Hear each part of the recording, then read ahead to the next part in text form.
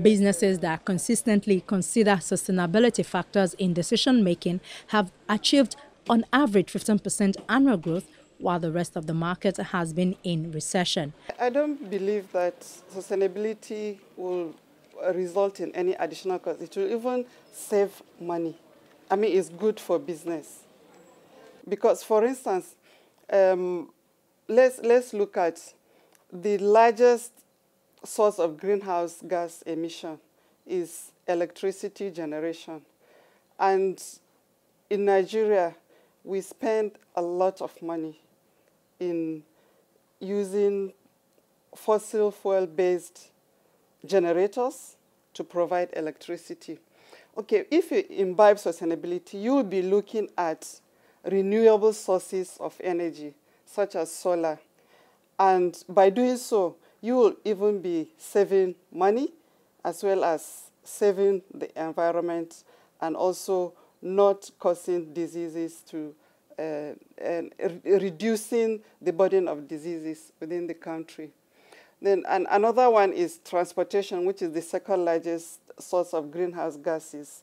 And what we are trying to promote is that people should reduce the number of times they travel. People should reduce how they commute to work, by co-riding, co-commuting, and also to reduce our business travel by introducing technologies like teleconferencing and video conferencing, which will make us achieve, the same result by traveling or even combining trips. One of the ways in which we are spending our natural capital faster than it can reproduce is climate change, as greenhouse gases are emitted faster than they can be absorbed by our shrinking forests and oceans. Using up our natural resources leaves both the environment and humanity with grim prospects. We aspire to improve our life through process of industrialization, through efficiency, through increased production. What will happen to that process? Because the process of industrialization brings along with it emission, greenhouse gas. So the world is now saying to us, learn from us, move towards a path of green economy.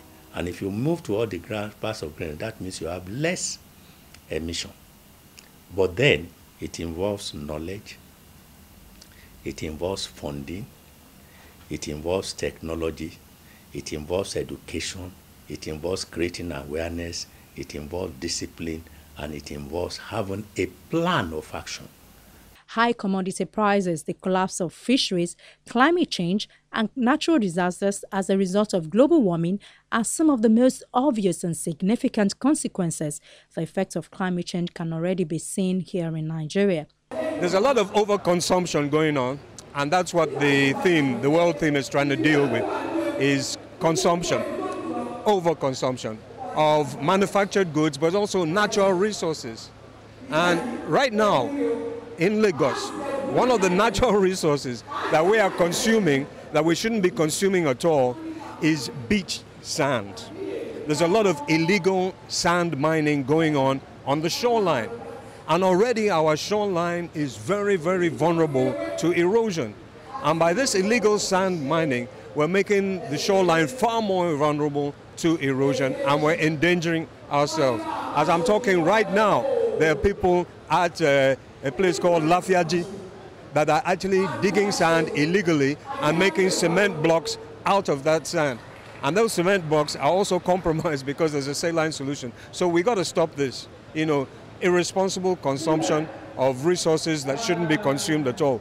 Beach sand should not be mined. If you need sand, you go offshore and you dredge it from the seashore or the lagoon bed, not from the beach. So overconsumption of the beach sand. And also, generally for the country, we've been consuming far too much of our forest resources.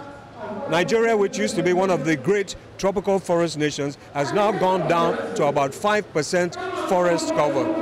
The poorly managed extraction of natural resources leads to clashes for control of the wealth, feeds corruption, displaces people, pollutes waters, and has a negative impact on health, trapping people in a cycle of poverty. Many nations and businesses are already seizing the benefit of sustainable development. Germany has made increasing resource efficiency the cornerstone of its G7 leadership, while recycling in the United Kingdom generates more than £13 billion in annual sales of recycled products. Household recycling rates have increased from 11% in 2001 to 43% in 2013, proof that individual action makes a difference. Meanwhile, there is a remarkable growth in renewable energy. Global investment in renewable power and fuels, excluding large hydroelectric projects, reached $279.2 billion in 2014, nearly 17% higher than the previous year, with almost half of the investment in developing countries, and there are a growing number of global initiatives. In Nigeria, the first thing we hear about power issue is that we are not generating enough. Is that not what you hear? But I will shock you right now, we are generating enough. When you run your generator, I run my generator. Are we not generating power? We are generating power, isn't it? The only issue is that we are not generating in a sustainable manner. So rather than spend all that money to invest and you are worried about people going to cut the gas lines and the rest of them, handle it from a multi-approach, from different approach, and say, all right, for every housing estate that is being built, the government will fund sustainable power for that estate. They will install solar panels, solar energy, and by the time you install that, you are generating. You are meeting that critical issue that we are not generating enough. And if you are generating localized, you are removing those elements that sabotage your process, because nobody comes into your housing estate and decides to take off your solar panels. Your security people will get them. You go to areas and say, oh, corporations, we will give you long-term loans. We will give you, like we're doing with SMEs, we will give you loans, because we understand that the investment in alternative energy is quite high, but over a period is cheaper. So they will say, now XYZ will give you loans. Install alternative energies. All the banks will give you leverages. All your headquarters, as a must, should run on sustainable energy. And you are given 3, 4, 5 years to pay it back. You find that the pressure on the central generating system, the 4,000 megawatts they're talking about, will reduce. You will find out that the gap that we are looking for to bridge between 4,000 and 8,000, half of it will have been bridged by localizing the process. And in localizing the process, you are creating jobs. Experts have explained that consuming with care means living within planetary boundaries to ensure a healthy future where dreams can be realized. Human prosperity need not cost the earth. Living sustainably is about doing more and better with less. It is about knowing that rising rates of natural resource use and the environmental impacts that occur are not a necessary byproduct of economic growth.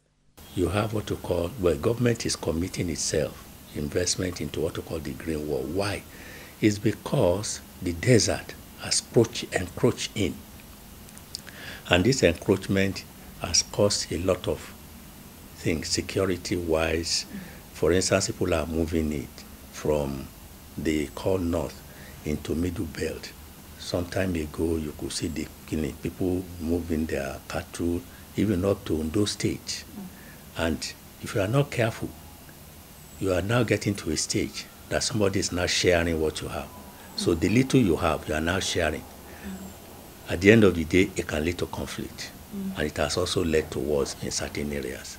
So again, we need to care. The other, if you look at the flooding in the southwest, so the reason for this flooding has to do with indiscipline. People are throwing sachet, cover of sachet into the gutter. We don't take care of what we have. We put papers there. We block it. We block the drainage. Of course, the water must flow. Water must find its level. And if the water cannot flow, then what you find out is that it comes out. It forces that force. We force it out.